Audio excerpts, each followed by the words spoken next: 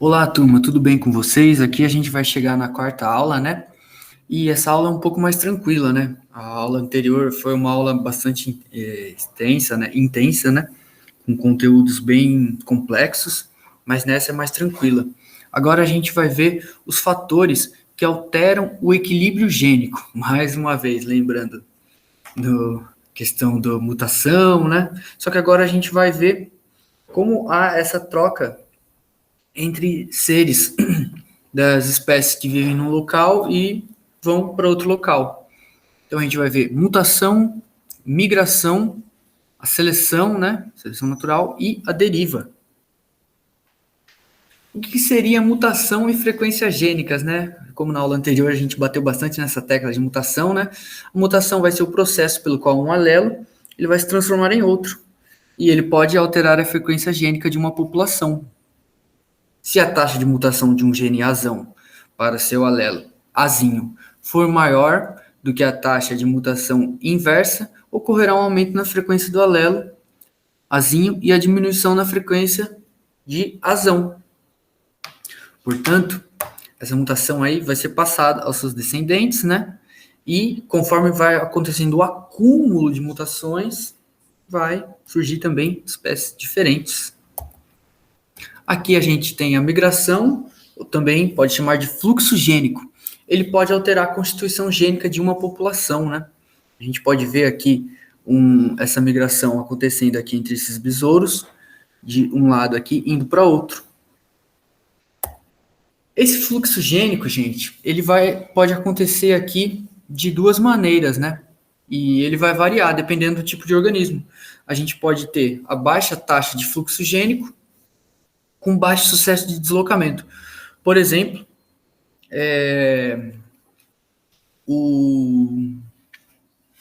a gente pode citar certas plantas aí que se soltam e elas se deslocam, por exemplo, uma folha de uma árvore cai e caiu por ali perto. Ou pode ser alta taxa de fluxo gênico, com deslocamento a longa distância.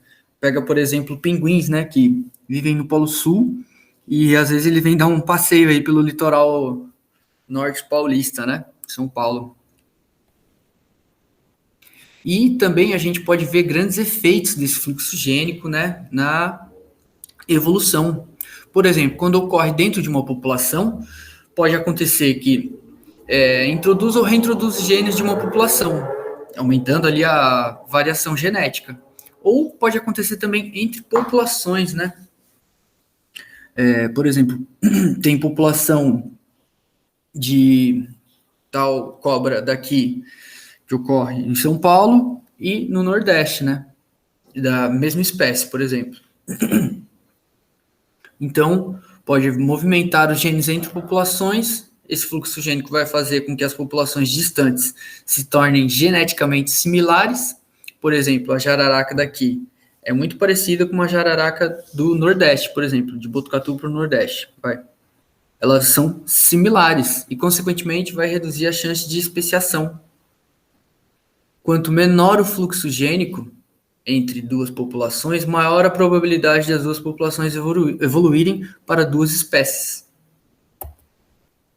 A gente agora vai entrar no conceito de deriva genética, gente. A deriva genética, né, vai acontecer uma mudança na frequência dos alelos de forma aleatória, né? Na deriva genética pode acontecer a eliminação ou a fixação dos alelos nas populações. A gente tem que imaginar um exemplo aqui, como, por exemplo, né, em uma população vai ter roedores de rato com pelo branco e pelo preto.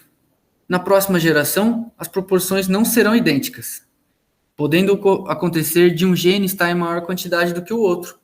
Pode ser que o pelo preto vai ter menos do que pelo branco. Então, o que vai prevalecer ali vai ser o pelo branco. Então, a deriva ela vai acontecer de forma aleatória, como eu expliquei para vocês. Ela vai ser importante apenas em pequenos, não apenas, mas é muito importante em pequenas populações. Em populações maiores, isso não ocorre com tanta frequência, né? Apesar de também aqui, eu coloquei, né, afetar a composição genética de uma população, ela vai se diferenciar da seleção natural, porque nem sempre vai produzir adaptações. A seleção natural, sim. para produzir adaptações, enquanto a deriva não. Na deriva genética, como eu falei para vocês, ocorre a eliminação ou a fixação dos alelos. Aqui eu até coloquei uma frase aqui para entender melhor, né? No caso da seleção natural, o gene que passa para a próxima geração é aquele que propiciou uma melhor adaptação ao meio, enquanto que na deriva genética, o gene que passou para a próxima geração foi aquele que teve mais sorte, como por exemplo o rato de pelo branco e pelo preto. E conforme eles se cruzam, ele tem só os fenótipos diferentes, e eles se cruzam.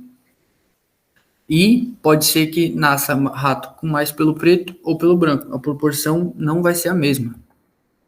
E quais são os efeitos aí que a gente pode classificar na deriva genética, né? A gente tem dois bastante importantes, que é, no caso, o efeito gargalo e o efeito fundador. A gente viu, né, anteriormente que a deriva genética é um mecanismo básico evolutivo, né? E vai gerar alguns efeitos em uma população, né? E um dos efeitos pode ser também a redução da variação genética e, consequentemente, vai afetar a ação da seleção natural.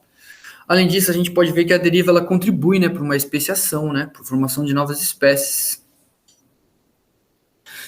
Para isso, agora a gente vai ver esses dois efeitos aqui importantes.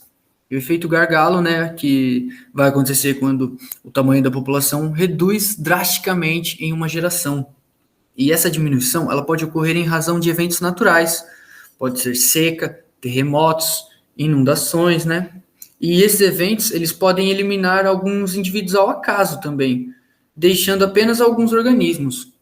E esses organismos que restaram, eles vão possuir alguma variação genética reduzida para dar origem a uma nova população. E essa nova população, ela possuirá frequências alélicas diferentes das iniciais, né? Isso que é a deriva genética, um conceito um pouco chatinho assim de entender, né? E também a gente vai ter o efeito fundador. O que seria esse efeito fundador? É o estabelecimento de uma população nova a partir de poucos indivíduos fundadores. Então, esses poucos indivíduos, né, eles vão representar apenas uma pequena porção, né, da variação genética encontrada na população original. Vai favorecer também a fixação de um determinado alelo, por efeito da deriva genética. E assim a gente termina a aula de hoje, turma. Vou deixar para vocês um questionário no comentário aqui do YouTube, do canal. Qualquer dúvida vocês falam com o professor Braulio, que ele passa para mim. E por hoje é só, galera. Se cuidem. Abraço.